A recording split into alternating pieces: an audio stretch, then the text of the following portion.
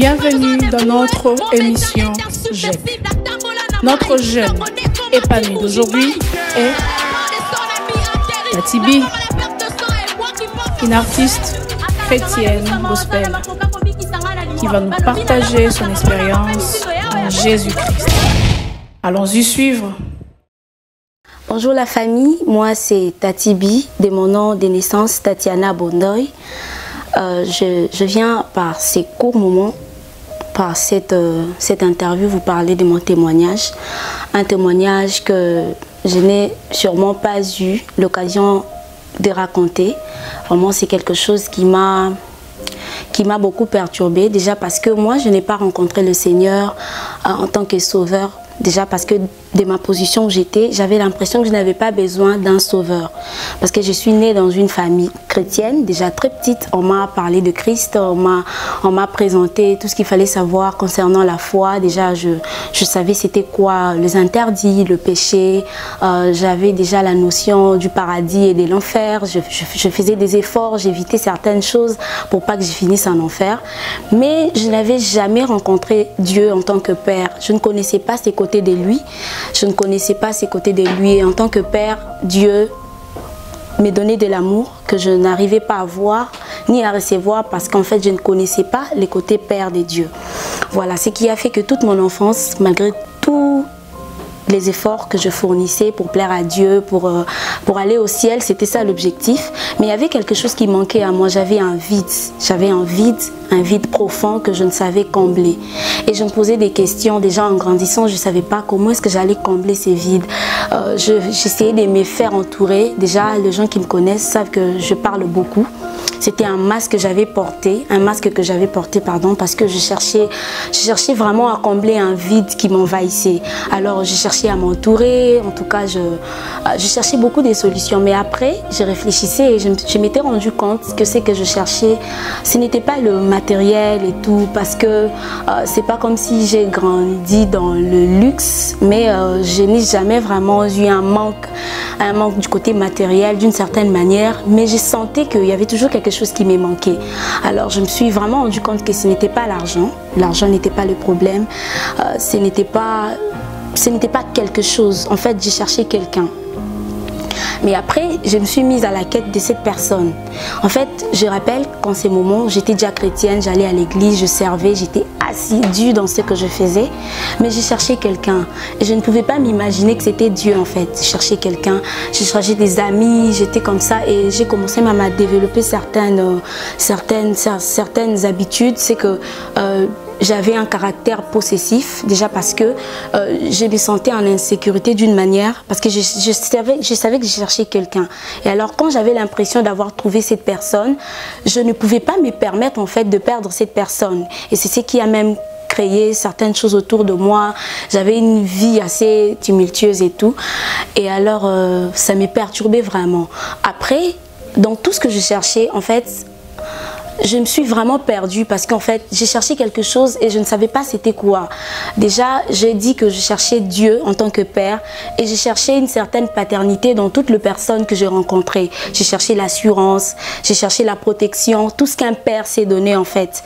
Et je ne me sentais pas toujours en sécurité. Mais après, un jour, alors que je pleurais parce que oui, je pouvais donner une certaine impression devant les gens que j'étais heureuse, mais je savais qu'il y avait un vide. Et comme on dit, les vides dans l'homme, il n'y a qu'une seule personne qui peut les combler, c'était Dieu. Et donc, j'ai cherché, mais après, un jour alors que je réfléchissais, le Seigneur m'a fait comprendre, parce que je rappelle que je connaissais déjà Dieu, mais d'une certaine manière, il m'a fait comprendre que ce que je cherchais, ce n'était pas de personnes qui pouvaient m'aimer. Je ne cherchais pas les amoureux, je cherchais l'amour en fait.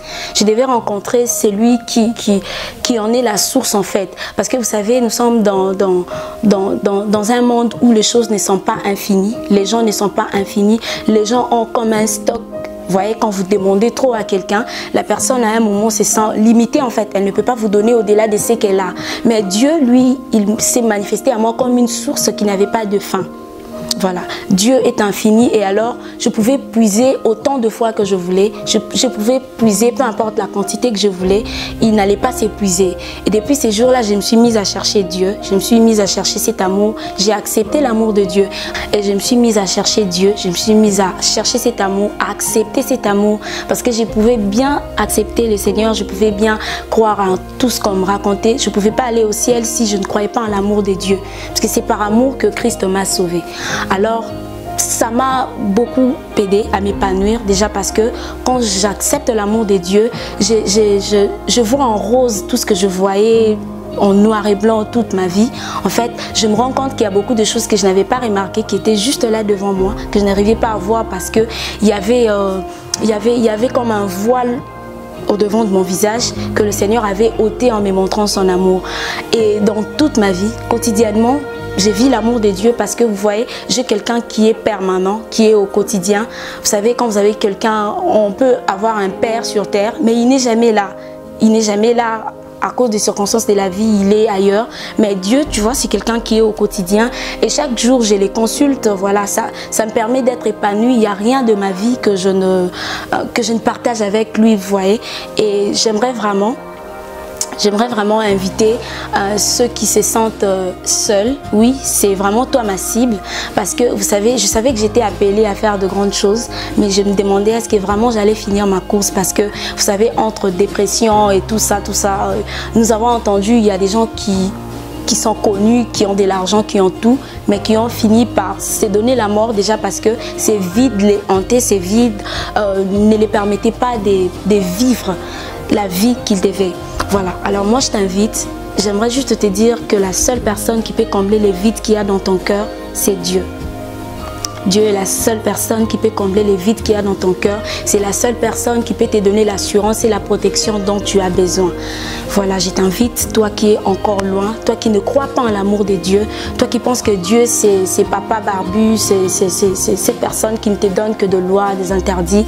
J'aimerais vraiment ouvrir mes bras comme ça pour te dire tu peux venir, notre papa il est vraiment amour et il peut combler les vides qu'il y a dans ton cœur. Voilà, et depuis que je suis en Christ, depuis que j'ai accepté cet amour, je vis différemment en fait. Je sais aujourd'hui que Dieu peut bénir mes efforts. Je suis vraiment épanouie. Je fais des efforts avec assurance.